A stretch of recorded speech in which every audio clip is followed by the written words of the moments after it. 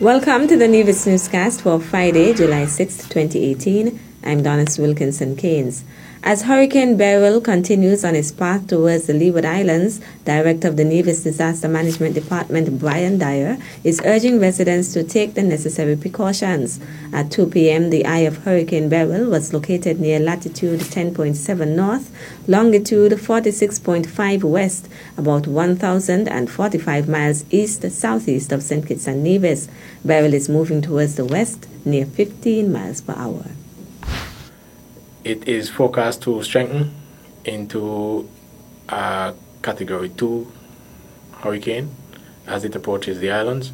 It is also forecasted to weaken a bit as it approaches the islands and enter into an area with strong wind shear and dry conditions. But that is after it crosses into the Caribbean Sea.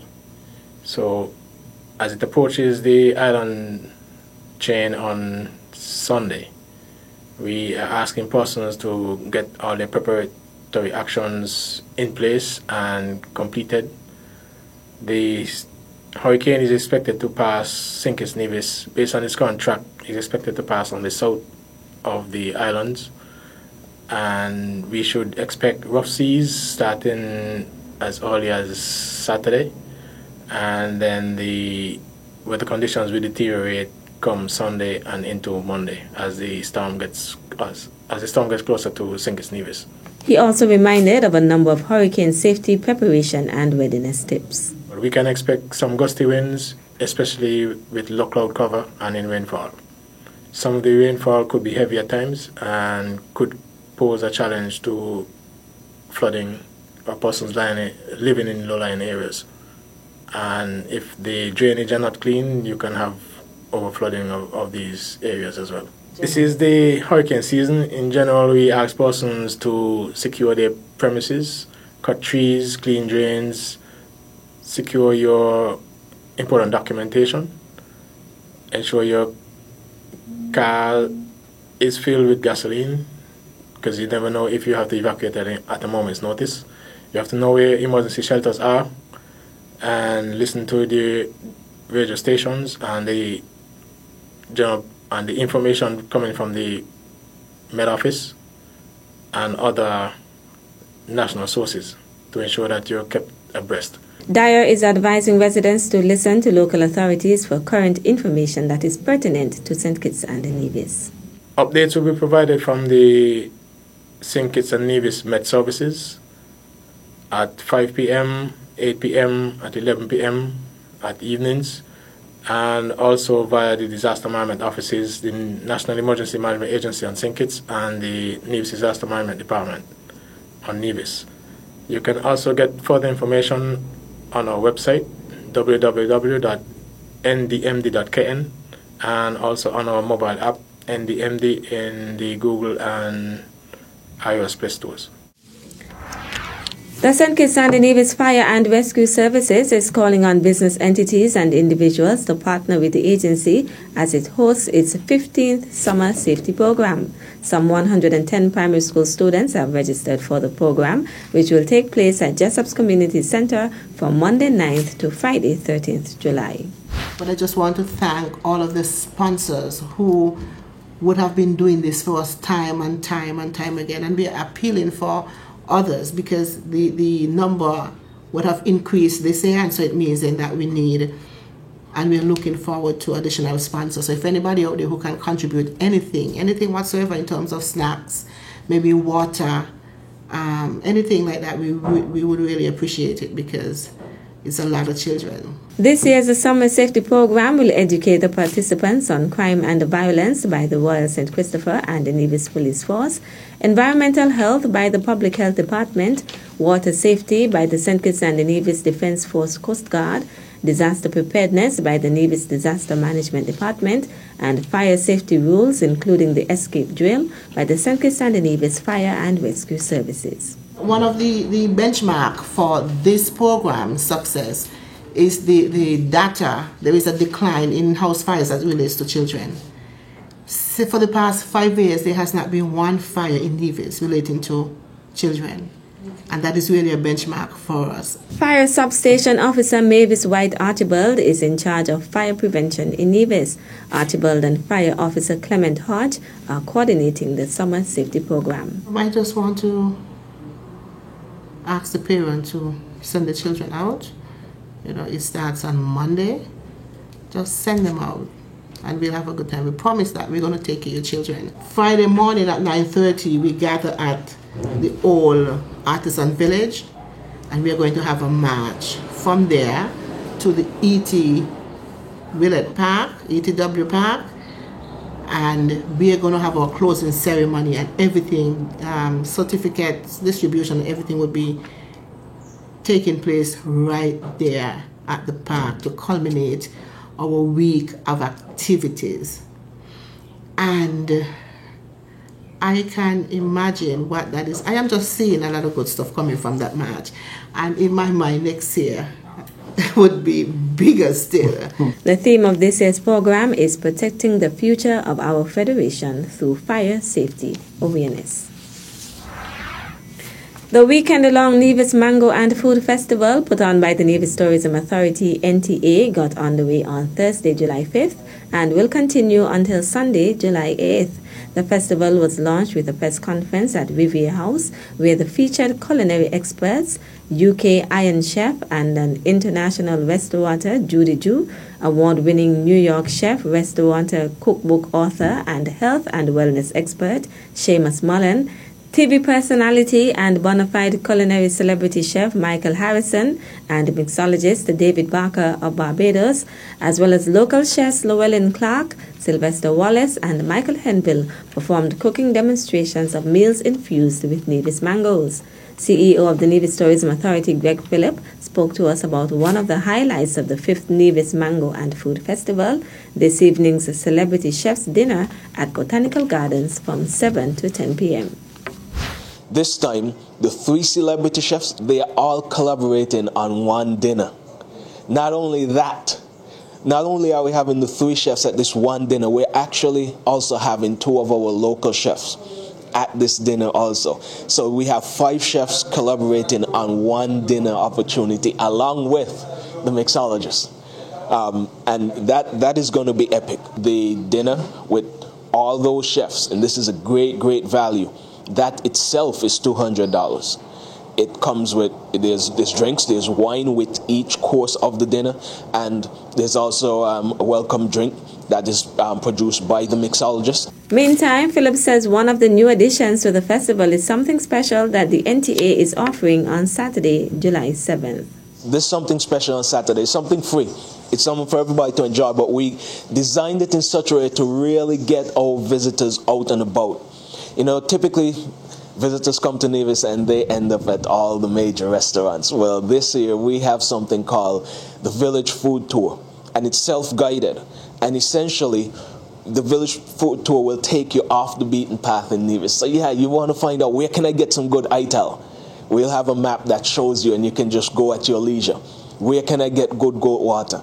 And it's designed to take you to 30 different locations on Nevis, off the beaten path, as I say. So if there's somebody somewhere who we know does a great barbecue, maybe on the side of the road, they're on the list. If it's somebody who's doing something in their backyard and people go to it, well, guess what? You're on the list too. And we're going to be in contact with these people. They don't have to do anything special. All we want them to do is just be your envisioned self. Because once people show up to that, yeah, it is an absolute tour of the island of Nevis by food. For tickets or information about the other activities, including the master classes and Sunday's Nevisian Chef's Mango Feast, visit nevismangofest.com. Still to come.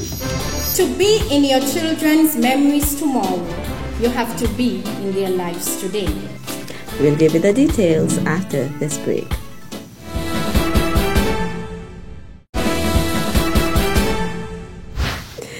Welcome back.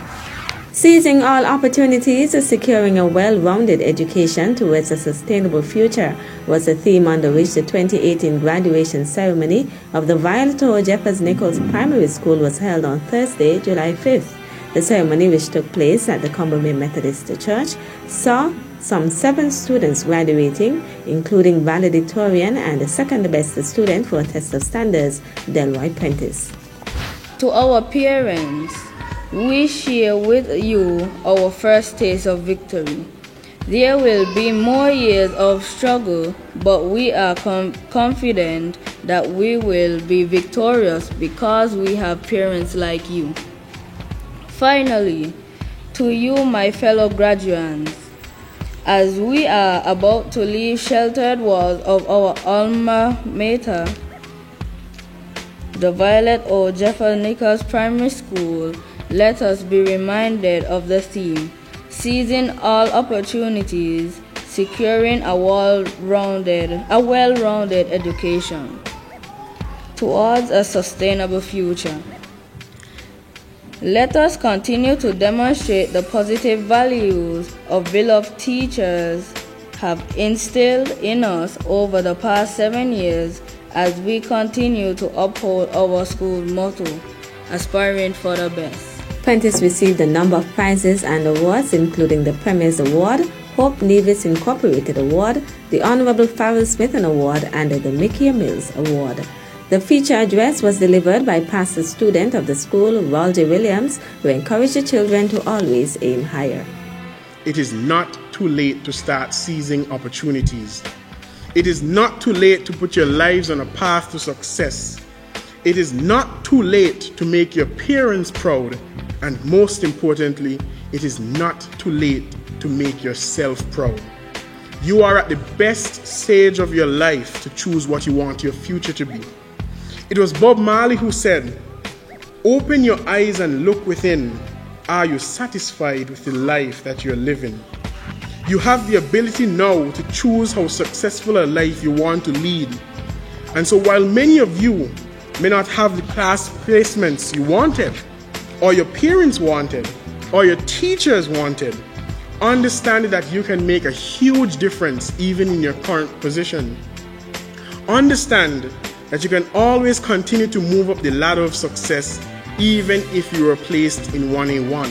Principal of the school, Shay Wilkin, also presented the principal's report during the ceremony, which was held under the patronage of Mr. and Mrs. Muhammad Majid and chaired by Kamani Webb.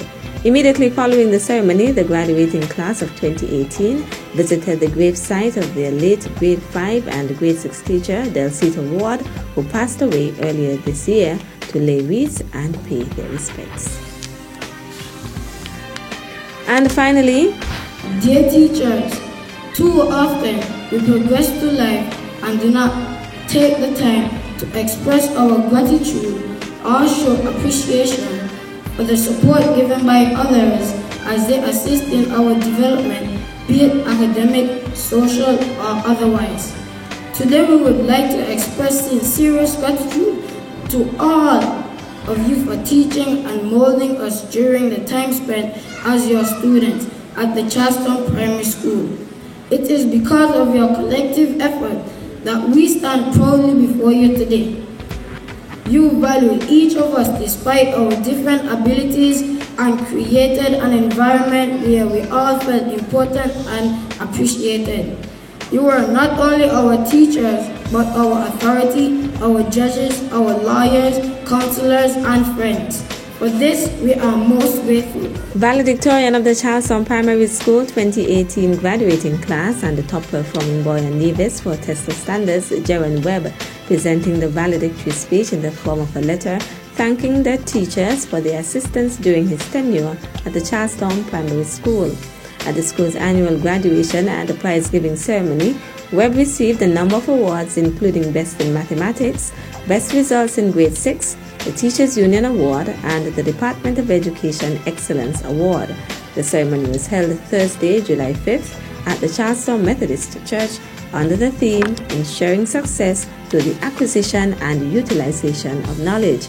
Principal of the school, Latoya Jeffers, in delivering the year in review, gave encouraging words to the parents of the graduating class of 2018.